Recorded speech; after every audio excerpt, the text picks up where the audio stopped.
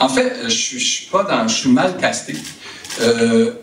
Parce que d'habitude, je parle. Et aujourd'hui, ma fonction, ça va être d'écouter.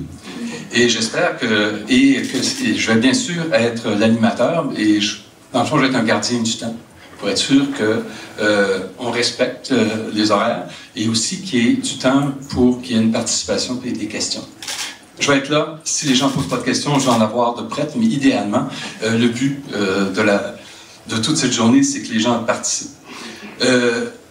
Si j'ai accepté de jouer ce rôle qui n'est pas tout à fait le mien d'habitude, c'est que lorsque je suis un voisin, j'ai commencé à travailler à la presse en 1976. Ça fait 37 ans. Je me suis promené un peu, mais 37 ans, c'est beaucoup, donc j'ai vécu une grosse partie de ma vie dans le Vieux-Montréal.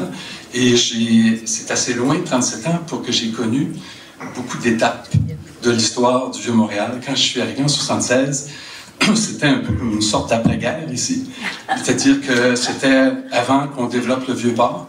C'était au moment où on sentait encore l'effondrement historique de la rue Saint-Jacques comme centre des affaires, qu'on vivait encore ça. Et donc, j'ai vu toutes les étapes, c'est-à-dire le maire Dory qui a redonné une vie, qui a travaillé sur le patrimoine, le Vieux-Port qui s'est développé.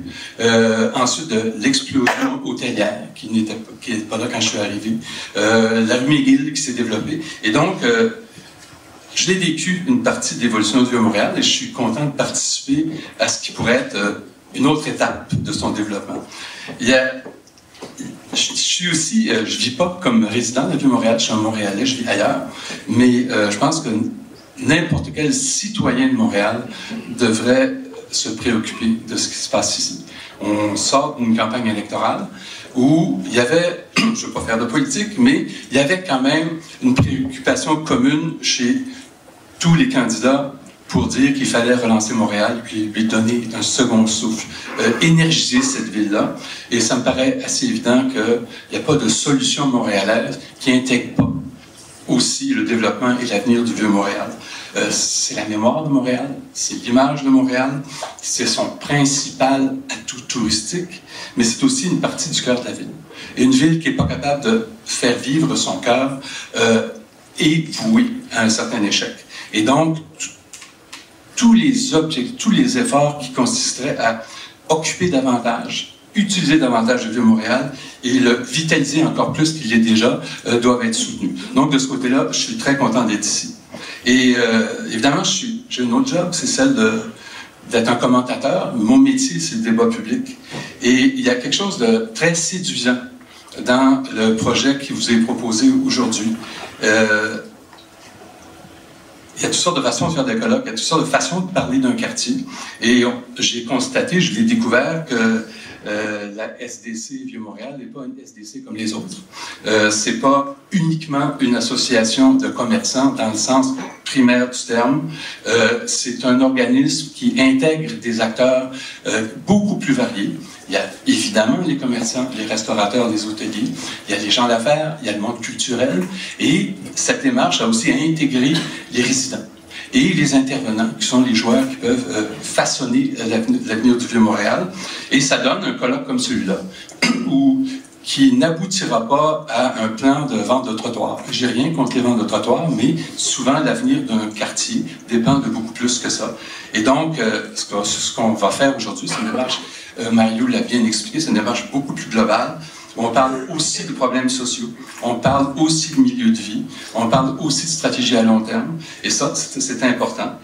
Et sans vous faire peur, parce que si on parle de vision, il va y avoir aussi beaucoup de concret. Parce qu'on ne peut pas parler d'un quartier sans parler de la poutine, de l'intendance, des choses aussi basiques que le parking et des questions qui ont été abordées qui vont l'être, comme l'itinérance.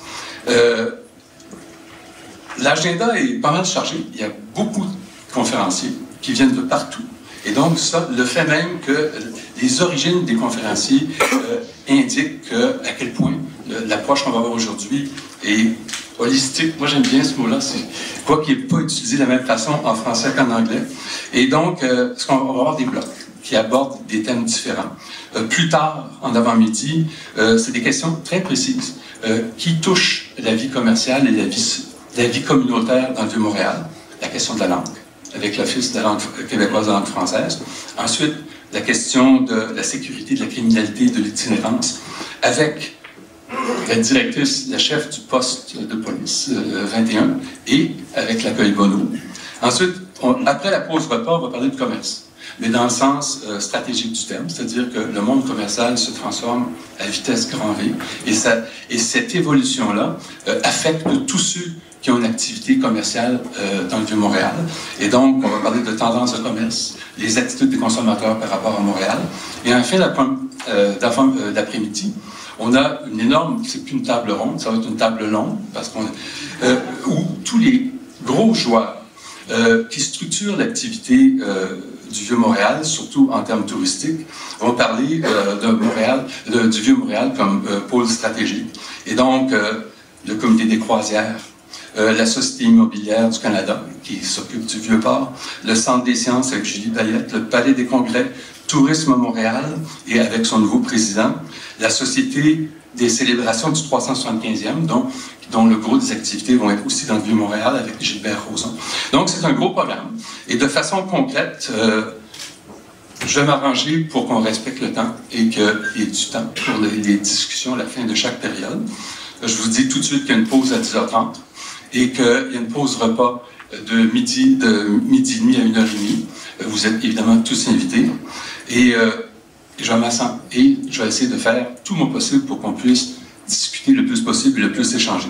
Et donc, pour lancer le bal, pour amorcer le colloque, 2 chercheurs, tous les 2 détenteurs de doctorat en communication, qui ont encadré toutes les tables de discussion dont Mario parlait, qui sont une forme de consultation, qui vont présenter les résultats de cet exercice-là.